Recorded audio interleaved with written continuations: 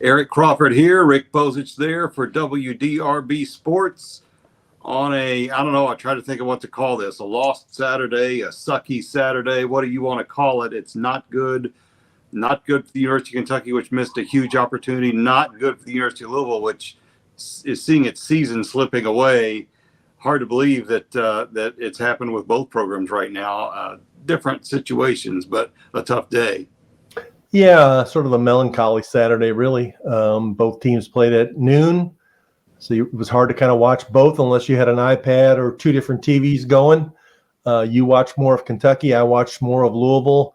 For what I'll say about UK is kind of a lost opportunity. If you really want to have a special season, and I'm talking about getting up to 10 wins in the regular season, I think they needed to win this game. And it was a chance for Will Levis to really inject himself in the Heisman talk.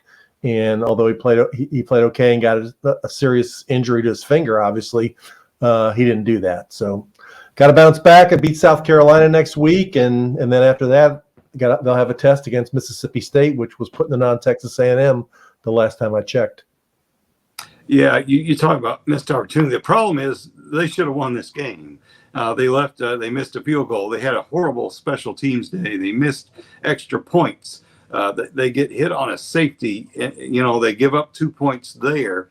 They fumble the ball twice driving for scores, including the game-winning score. So many lost opportunities, so many points left out that you didn't get. And, they did the things they needed to do to beat Ole Miss.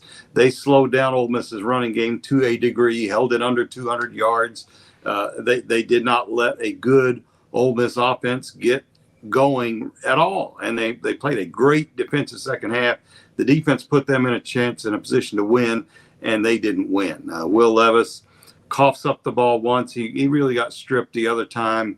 But, they even have the game-winning touchdown wiped off the board by a penalty, by an illegal procedure call, because they didn't let the player get set before snapping the ball down near the goal line. There were just a lot of operational problems, and you can blame a lot of different things. One of the things that I think they're going to take a look at some point is the schedule that they play in the non-conference. Is it really testing them to the point where they can perform on the road against a team like this? But honestly, they performed. They did all the things they need to do to win, but they just made too many mistakes, too many self-inflicted errors and penalties and problems, and you just can't do that and beat a good team. And Ole Miss is a good team. Yeah, I mean, you're going to have 2 or 3, 4 games like this on your schedule every year where 1 or 2 plays makes a difference. And the teams that make those 1 or 2 plays are the ones that have special seasons. I mean, Kentucky's obviously still on track for probably at least an 8-win season, probably a 9-win season, Yeah, probably at least a 9-win season, right? I mean, you got to figure they're going to be favored in every game, I would think, except for Tennessee and Georgia. So they're gonna have a real good year, but this was a chance to really have a better year. And it got away from them. You just got to forget about it and beat South Carolina at home next week, because South Carolina's not very good.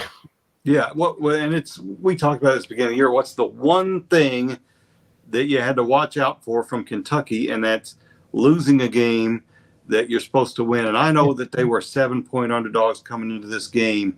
They were the better football team. If you watch that game, they were a better football team than Ole Miss. They should have won that game. They did cover the spread, by the way, so I'll take it. I'll take that. All right, I had that. I did have that. I may not have anything else, but I don't care about the spread. That's a game that they should be walking away with a win, and they didn't. Huge missed opportunity. You said it right, and going to be a lot of head scratching after this one, because it literally slipped right out of their fingers. So a tough day for the University of Kentucky, and of course, a tough day for the University of Louisville. I did not see them losing at Boston College. I didn't think they would cover that big 16.5-point spread, but I know I called you and I asked, what the hell happened here? And a lot of things happened, I guess. It went about as bad as it could go. They got the ball first. They drove 70 yards and scored. It looked like they were going to control the game and beat Boston College. I thought decisively, but the defense no-showed. Boston College had the worst offense in terms of yards per game in the Atlantic Coast Conference. I think like 283 a game, and against their two ACC opponents, less than 200 yards per game. At one point, until they took some knees at the end of the game, they had over 450 yards total offense on Louisville. They broke 2 long passing plays. Louisville even caused 3 turnovers and still couldn't win the game. And then they exit the game. Tyon Evans got hurt late in the second quarter, didn't play in the second half. Malik Cunningham got an undisclosed injury. It might have been a concussion because he did get hit helmet to helmet midway through the third quarter. He didn't play except for the first 2 snaps in the fourth quarter. And, now they've lost to Syracuse and Boston College and Florida State, 3 teams they all beat last year. I'm not, an expert on geography, but it seems like they're going that way when they should be going that way. Yeah, it's not good. And how did Florida State do today? They lost to Wake Forest. Did not look good. So I don't think. I'm not going to call it. I don't have my white coat on yet, but we're getting close to really wondering how this coaching staff, and I know there's a great recruiting class that's been landed or has been committed, but I don't know. It's kind of hard to see how they get themselves out of this, aside from some big wins that they show no signs of being able to get. The Malik Cunningham situation is unfortunate. We certainly hope the best for him.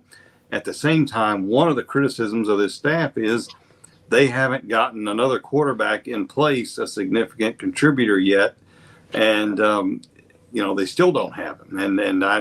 Year 4. Yeah, and that's right. It's not like they haven't had an opportunity and time. They've had plenty of time. I contended and have contended. This is not, Steve Cragthorpe's situation. I think Scott Satterfield knows football. I think the players like him. I think that they do a lot of great things. I think the program, from the inside, the infrastructure is all good, but they're not getting results. And these close losses, some of them, we saw them win a close game against Central Florida, but so many are going the wrong way for the same reasons. And at that point, it's not just bad luck. It's, there's a systemic thing that you have to start looking at, and you have to kind of, I think, acknowledge that at this point. And no, I don't think they're going to do anything with Scott Satterfield during the season. But I think, that coach's hot seat list, he's moving up the rankings, and that's not the rankings you want to move up on. Well, I'll say a couple things here. One is we talked about, in fact, I wrote about it on Tuesday, of Malik Cunningham is a tremendous running quarterback, but he got hurt running the ball. And as much as he runs the ball, he was going to put himself at risk of injury, and it happened. And when it happened, as you mentioned, they don't have an experienced quarterback. And if he's out for any period of time, which I hope that he isn't, it's even more difficult situation. And the next thing I'm going to say is they play Virginia next at Virginia. Virginia will probably be a small favorite. If they don't win that game, they come home 2-4 to Cardinal Stadium. And we both have seen through the years what the reaction is of Louisville fans when they check out on a coach. And it's going to be not too pretty. No, it's not. There are going to be plenty of good seats available. That's for sure. And people that are there, if things go bad, they play Pittsburgh. I wrote this in my column. They're 2-3 now. So to get to 7, which is what you need for a winning season, that's 5 wins. If you give them James Madison and Virginia, that's 4. That still means they got to win 3 games against teams that are currently in the top 25 at this point. Yeah, and James Madison is good. Yeah, James Madison is 4-0. They won again today. And I don't know if they beat Virginia. So, it's hard to craft a path to a winning season or even a 500 season at this point, right? Yeah, absolutely. When you lose, nobody would sit here and say before the season they're going to have a winning season, but they're going to lose to Syracuse and Boston College. Nobody said that. No, and really not Florida State either. I thought Florida State was a game they had to have, and they didn't. Once they lost to Syracuse, they needed to win that game. And the problem is these losses. The last 2 they've had, Florida State and Boston College, very winnable games, even the way they played. They were in the games. They had a chance to win. They should not have been a situation where they could lose close games in those, and they were. And that's a problem. And it's not a problem that's going to be allowed to persist. The defense isn't getting it done. I mean, and not being personal about it, the defense isn't getting it done. You didn't see it today, but the second touchdown, the star receiver from Boston College, his first name is Zay. I don't remember his last name, but he was open by like 5 yards. The cornerback was off of him. That's how far open he was. He threw him the ball. Once he got the ball, he just ran away from him. It was, in the first one, he made a great catch. There was 2 guys right on him, but the second one, he was wide open. And you just can't give up 450 yards to Boston College. No, that's not A.J. Dillon back there running the ball. It's not Doug Flutie. It's not Wake Forest. It's not Kentucky. No. It's not.